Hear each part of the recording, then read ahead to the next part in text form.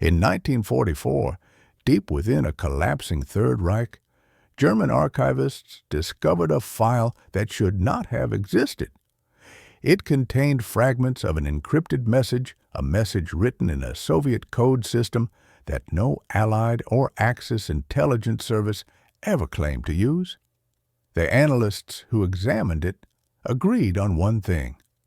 The cipher was a trap constructed for someone specific. Attached to the file was the name of a man who had already vanished from the war, Johann Keller, a cryptographer so obscure that historians still debate whether he ever truly served or whether he was deliberately erased.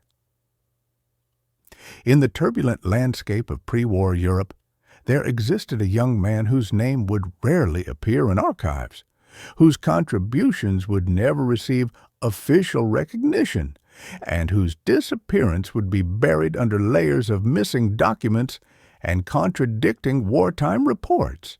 His name was Johann Keller, born in 1914 in Königsberg, a city destined to become a battleground of empires and ideologies. What set Keller apart was not his upbringing, which was modest and unremarkable, but a peculiar and powerful talent, an obsessive fascination with patterns, anomalies, and the hidden logic behind seemingly chaotic systems. As a child, Keller displayed an extraordinary ability to decipher puzzles without instruction. Teachers often believed he had seen the answers beforehand, only to watch him reconstruct solutions from first principles. His university professors later noted his unusual talent for detecting inconsistencies in structured data, tiny deviations that others routinely overlooked. This aptitude, invisible to most, caught the attention of a small recruitment cell inside German military intelligence, the Abwehr. When Europe descended into war in 1939, Keller was quietly placed in a cryptanalysis unit within the Abwehr Section WWII. Unlike the widely known Enigma operations, which involved large teams and systematized procedures, Keller's tasks were discreet, almost hidden. He reviewed intercepted low-priority Soviet messages traffic that most analysts dismissed as insignificant. But Keller noticed patterns buried within the noise. In the spring of 1940, a single encrypted message intercepted near the Soviet-Finnish border arrived on Keller's desk. At first glance, it appeared amateurish, as though encoded by an inexperienced operator. Its structure did not match known Soviet cipher systems. Its spacing was irregular, and its alphabet distribution deviated from Russian linguistic patterns. Most analysts would have filed it away as meaningless. Keller, however, detected a deeper structure beneath the surface. The message looked crude, too crude. It was engineered to appear sloppy, while hiding a deliberate internal logic. For Keller, this raised an alarming possibility. This cipher was not designed to conceal information, but to attract attention. Over the following days, Keller analyzed the message with increasing obsession. He documented anomalies that defied standard encryption principles, letters repeated in unnatural sequences. Numerical clusters reappeared in statistically impossible intervals. Embedded inconsistencies appeared in locations that no trained operator would accidentally place, yet far too perfectly positioned to be random. With each layer Keller peeled back, he became more convinced that the Soviets were experimenting with deception operations aimed at German cryptographers. If the Soviets were sending fabricated or corrupted messages, the intent may have been to test how much effort the Germans invested in decoding them, or to measure which units reacted.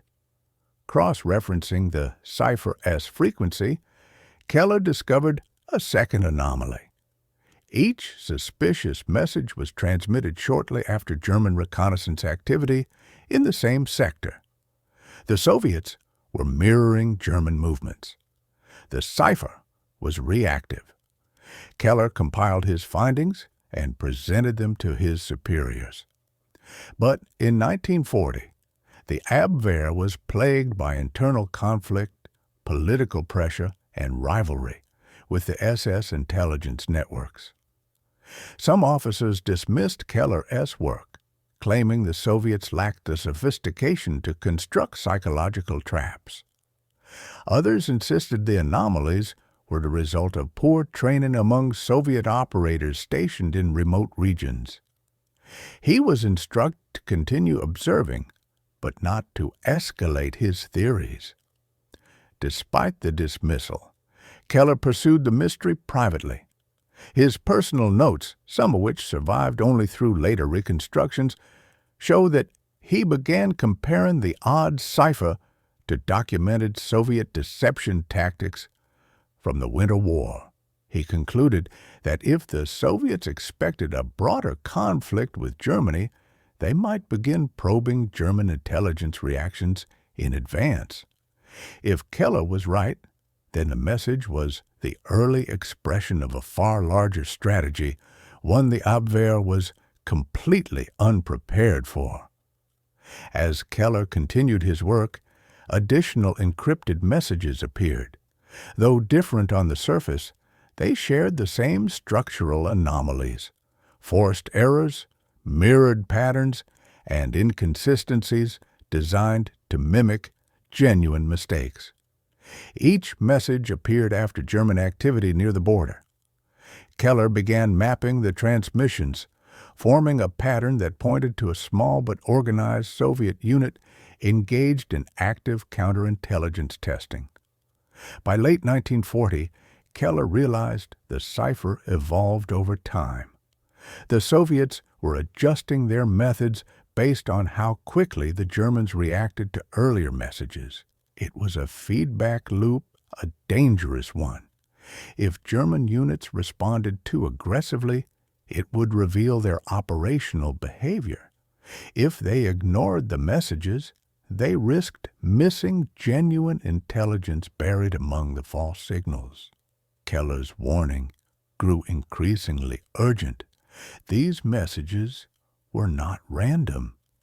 They were invitations into a deception program whose scale no one in the Abwehr was willing to acknowledge. Privately, Keller worried this pattern hinted at more than merely observing German cryptographers. It could indicate preparations for a much larger Soviet operation. Deception at this level was often used to mask troop movements, supply routes, or fortified positions. But without institutional support, Keller was forced to work alone. The investigation consumed him. His colleagues noticed that he spent long nights analyzing incomplete fragments, searching for patterns that others refused to see. Keller's file contained a remark from one superior noting his unusual fixation on low-priority transmissions. In an environment defined by bureaucratic distrust, this comment would prove damaging. As winter approached, Keller connected the final dots. The sequence of reactive Soviet messages aligned perfectly with the construction of new Soviet defensive lines and troop repositioning. The cipher wasn't simply a psychological trap, it was camouflage. The Soviets were hiding something behind the noise. And the final message Keller decoded or attempted to decode was unlike anything he had seen. It abandoned all previous structures and appeared to be composed of multiple overlapping cipher systems. Keller concluded that this last message was not meant to be solved. It was meant to overwhelm. What happened next remains uncertain. The last documented record of Keller within the Abwehr was dated December 1940. After this point, reports become inconsistent. Some documents suggest he was transferred to a forward observation unit. Others imply he was reprimanded for excessive speculation. One surviving report simply states that Keller was moved to field duties on the eastern frontier. The cipher that led him there, the message that should not have existed, was archived, forgotten, then rediscovered only years later during the chaotic final months of the war. As for Keller, his disappearance remains one of the many unresolved fragments buried within the intelligence war between Germany and the Soviet Union. Whether he was silenced for discovering something the Abwehr wished to ignore, or whether he followed the trail too far into Soviet territory, no one can say. But one thing is certain: the cipher he found constructed to look meaningless was anything but. And it was only the beginning of a far greater mystery. As investigators attempted to reconstruct Keller's final weeks within the Abwehr, a disturbing pattern emerged. Nearly every record tied to him had either been partially destroyed, heavily redacted, or reassigned to unrelated case files. This was not unusual in a chaotic wartime bureaucracy, especially during later Allied bombings, but the gaps surrounding Keller were too specific, too deliberate. His personnel file contained inconsistencies that historians still struggle to explain. Dates conflicted with one another. Signatures differed from page to page. Orders were rewritten months after the fact. It was as if someone wanted Keller's presence in the organization to appear uncertain, as though erasing him was easier than explaining what he had uncovered. One of the few surviving reports linked to his name mentioned a brief reassignment in early 1941 to a small field station near Tilsit, close to the Soviet border. The reason for this transfer remains unclear, but cryptographers were rarely deployed so close to frontline positions, unless the Abwehr needed real-time analysis of enemy communication patterns. Keller's arrival there coincided with a sudden rise in the same suspicious transmissions he had been studying for months. From this point on, his work shifted from quiet desk analysis to active monitoring of Soviet radio traffic. The field station logs indicate Keller spent long hours listening through static, attempting to isolate fragments of the anomalous cipher. Unlike his colleagues, who focused on logistical intelligence, Keller tracked behavioral patterns, timing, rhythm, and the subtle psychological footprint of the operators transmitting the messages. It was during this period that Keller became convinced the Soviets had identified the Abwehr's interest in their deceptive signals. The transmissions began occurring at unpredictable times, using rapidly shifting frequencies. The Soviets appeared to be escalating the game, challenging Keller to follow them deeper into the fog of misinformation. For Keller, this was confirmation.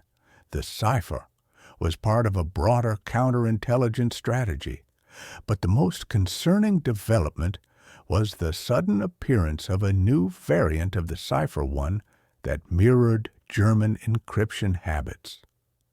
The Soviets had begun imitating the structural flaws common in German field reports, making their messages look increasingly similar to low-level Wehrmacht communications. The implication was alarming. If the Soviets could replicate German patterns convincingly enough, they might inject false intelligence directly into German operational channels. Keller immediately flagged this as a severe threat. Yet once again, his warnings were minimized. In the tense prelude to Operation Barbarossa, the German High Command was unwilling to consider that the Soviets were not only aware of German movements, but actively shaping German intelligence assessments.